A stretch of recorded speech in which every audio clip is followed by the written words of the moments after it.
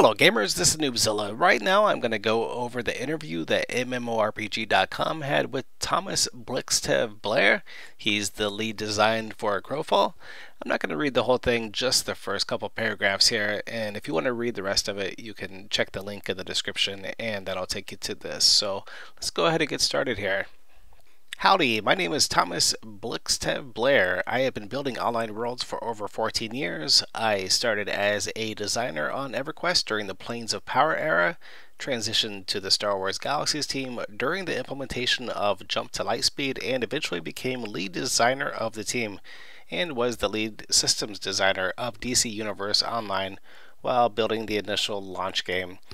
I'm a very technical designer, meaning I like to get my hands dirty in the underlying systems that make MMOs work. I have been granted a few patents for my work on Star Wars Galaxies, specifically the Beastmaster system and the Entertainer Build a Buff system. I have worked primarily on the systems side of design throughout my career: crafting, itemization, rewards, combat, PvP, stats, abilities, classes, talents, etc. If you've ever played any of these titles, I really hope you have fond memories, and I can say with certainty that you are familiar with my work. Alright, with that being said, let's go ahead and check out the pictures that went along with this story here. In this first picture here, we see a beast pulling what looks like a mole man or a rat man of some sort, along with some stone. And then in front of that, you'll see a sorceress or a witch, or some other magic user. In the very front there, you'll see a centaur, and he has a bow and arrow, and that has a lot of people excited because we had a poll asking what type of races you wanted to see, and centaur was definitely one of the ones that people wanted to see, so I know that's going to make a lot of people happy. How are Crowfall recipes different than other games? And it talks about in most other MMORPGs with crafting, you'll have different recipes. One might call for 3 iron ingots and 2 wool cloth, and that'll make an iron plate helm. And it says that each tier of metal is tied to a unique recipe, and at the end of the day you have a million recipes and you really don't use them. The recipe system is going to be a little bit different in Crowfall, and I think it's pretty awesome. It says, for example, you have a single one recipe for plate helm. The requirements are 3 metal and 1 cloth and 1 leather and 1 additive element. See, it doesn't say what type of metal, it doesn't say what type of cloth, what type of leather, or what the additive element is, and you only have 1 plate helm recipe.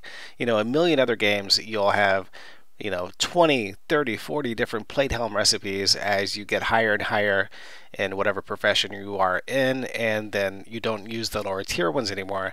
Well, in Crowfall, there's going to be 1 plate helm recipe. The player can choose which tiers of those resources to put in those slots. As long as the slots are filled with something valid, the recipe will craft. They can even add something special to the additive slots to alter the item in a significant way. This reduces our recipe count by about 90%, and every recipe in the Crowfall player's book remains useful. Moreover, the result is more varied, and it's going to be up to the player to figure out the right combination of reagents to produce the desired result. In a nutshell, it's largely left up to the player to decide what items they want to craft and how. And here's the picture. You can look at the top left, it says helm, and then it shows 3 metals, 1 cloth, 1 leather, and 1 additive. And it's up to you to decide what you want to do. So you can see the slots there, and you can put whatever you have there. Different combinations will make different things, so playing around trying to find the right combination of resources is going to be pretty fun, and all the different gear that we get from playing around is going to be just a little bit different, so everybody's going to have a little bit of idea of what they want and don't want to do.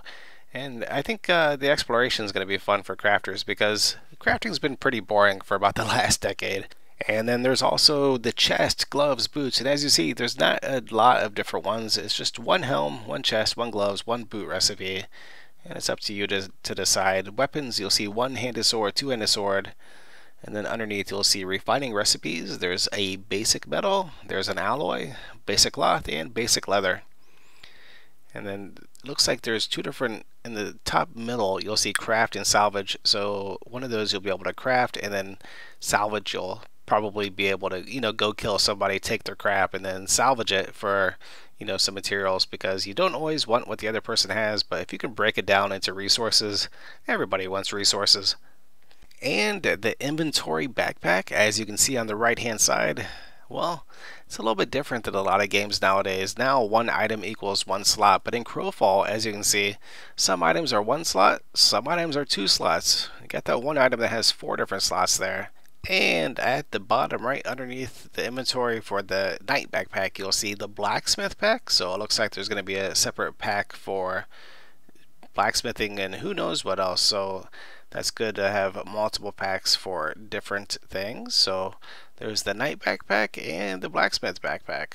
Next, we're going to check out a picture of the base metals here. There's tier 1, which is copper, tier 2 iron, tier 3 tin, tier 4 silver, and tier 5 gold. And you'll see here that the copper says 0.2 strength, iron says 0.4 strength, tin says 0.6 strength, silver says 0.8 strength, and gold is 1.0 strength. So it'll be interesting to see how that is all implemented. And it'll give you an idea here. Well, it says 1 copper plus 1 copper equals pure copper. And then maybe a copper plus a tin will equal bronze. Copper plus a silver will equal sterling. Iron plus tin, plated tin. Copper plus silver plus gold, electrum. And then another example alloy combination is copper plus gold equals crown gold. And this is definitely not a master list. They just threw this together to give us an idea of what to expect. And then a couple more at the bottom. There's copper plus gold equals rose gold, and then silver plus gold equals green gold. So it'll be interesting to see how many different combinations and how many different results we can get from combining different alloys there. And another thing to take note of, it shows the pure copper has a bonus weapon damage of 1%. And of course, all these numbers are subject to change. It's just to give an idea that different alloys will have different results. So plated tin, quality craft bonus 2%. Bronze's resource cost reduction by 2%. Electrum has a critical hit chance of 0.5%. Sterling has a harvest critical chance of 2.0%. Crown gold has a critical hit damage of 1%. Rose gold has life per hit 1.5%. And green gold has a power cooldown of 2%. So different metals are going to give different results. If you're a crafter, I'm calling it right now. You're going to love this. With Raph Coster on the team, he's done some amazing work in the past with crafting. And if you like any of his previous games like Star Wars Galaxies or Ultima Online and like the crafting there, you're probably going to like the crafting in Crowfall as well. And then it goes on to talk about some stuff that were in my previous videos. So if you want to watch my last video or even just read about it here, it shows the customization with different runes. There's ambidextry, demonic blood, poor eyesight, eagle eye, erudite, fleet-footed, giant's blood, dim-witted, lucky, so on and so forth. There's a few more. As you can see, you can scroll down, so that'll be something to keep an eye on as well.